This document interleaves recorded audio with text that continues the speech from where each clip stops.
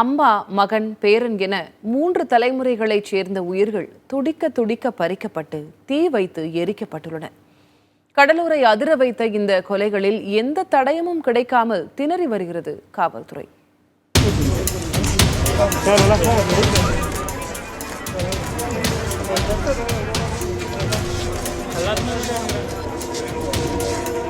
கடந்த திங்களன்று கடலூர் மாவட்டமே பதறிப்போனது.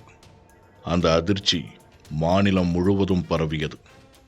நினைத்து பார்க்கவே முடியாத அளவுக்கு மிக கொடூரமாக நடந்துள்ளன அந்த கொலைகள். கோல்ட் பிளட்டட் மர்டர் என்று ஆங்கிலத்தில் சொல்வார்களே, அதுபோலத்தான்.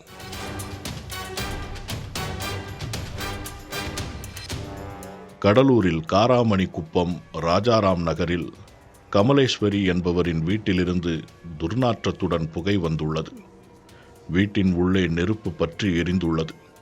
அங்குதான் தொடங்கியது பதற்றமும் அதிர்ச்சியும். மணி 8:30 மணி இருக்கும். லைட்டாக புகை வந்தது. அது என்ன புகைன்னு தெரியல, என்னால் கண்டுபிடிக்க முடியல. அப்புறம் இந்த ஏரியாவில் உள்ளவங்களுக்கு நண்பர்கள்லாம் சொல்லி வர வச்சேன். அவர் வர வச்ச உடனே என் நண்பர் போலீஸுக்கிட்ட தகவல் சொன்னார். அப்புறம் போலீஸுக்கிட்ட தகவல் சொன்னி தான் இந்த சம்பவம் ஐயா. உள்ள என்ன நடந்திருக்குது? யாரெல்லாம் இருந்தாங்க? அது எனக்கு தெரியல ஐயா, எனக்கு தெரியல. அது என்ன யாராவது இருந்தாங்கன்னு உள்ள தெரியும். இது வெளியுமே நான் உள்ள இப்போ பார்க்கல, எனக்கு தெரியல என்ன நடக்குது. எத்தனை பேர் இறந்திருக்காங்கன்னு ஏதாவது தகவல் சொன்னாங்களா காவல்துறை? இவங்க சொல்றாங்க 3 பேர்னு சொல்றாங்க. நிகழ்விடத்துக்கு சென்ற நெல்லிக்குப்பம் காவல்துறையினர் தீயணைப்புத் துறையினரை வரவழைத்து இரும்பு கதவின் பூட்டை உடைத்து உள்ளே சென்றனர். அங்கே கதவின் அருகே கமலேஸ்வரியின் உடல் கிடந்தது. அடுத்த அறையில் அவரது மகன் சுகந்தகுமார், பேரன் நிஷாந்தன் ஆகியோரின் உடல்கள் கிடந்தன. மூவரும் வெட்டி கொல்லப்பட்டதோடு தீ வைத்து எரிக்கப்பட்டுள்ளனர். வீடு முழுவதும் இரத்தம் படிந்திருந்தது. சுவர்களிலும் இரத்தக்கரை பதிந்திருந்தது. அடுத்தடுத்த காட்சிகள் அதிர வைத்தன காவல்துறையினரை. சடலங்களை மீட்டு விசாரணையை தொடங்கியது காவல்துறை. 5 தனிப்படைகள் அமைக்கப்பட்டன. 13, 14, 15 ஆகிய நாள்களின் செய்தித்தாள்கள் அப்படியே கிடந்தன. வீட்டின் பணிப்பெண் ராதா 12ஆம் தேதி வேலைக்கு வந்து சென்றுள்ளார். அப்படியென்றால் 12ஆம் தேதி இரவுதான் கொலை நடந்திருக்க வேண்டும் என முடிவுக்கு வந்தது காவல்துறை.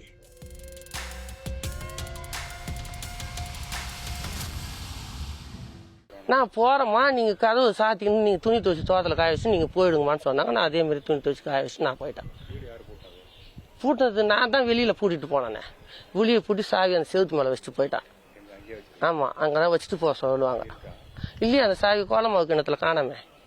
அந்த கோலமாவு அது மேலே இருக்கும், அதில் போட்டுருன்னுவாங்க. நான் அதேமாரி போட்டு போயிட்டேன். அன்றைக்கி அந்த சாவியால் போட்டு போயிட்டேன். நான் மறுநாள் சனிக்கிழமை வரக்குள்ள அதேமாரி கேட்டு பூட்டியே தான் இருந்தது. ஏன்னா போனவங்க வரல பழுகுதுன்னு நான் உடனே போயிட்டேன்.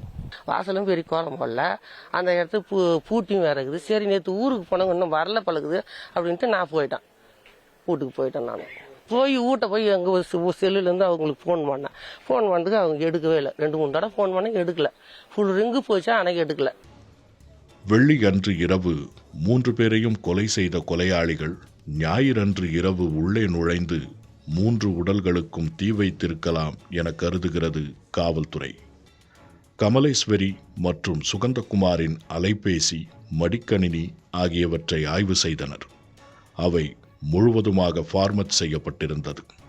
வீட்டிற்குள்ளே கைரேகை உள்பட எந்த தடயமும் கிடைக்கவில்லை.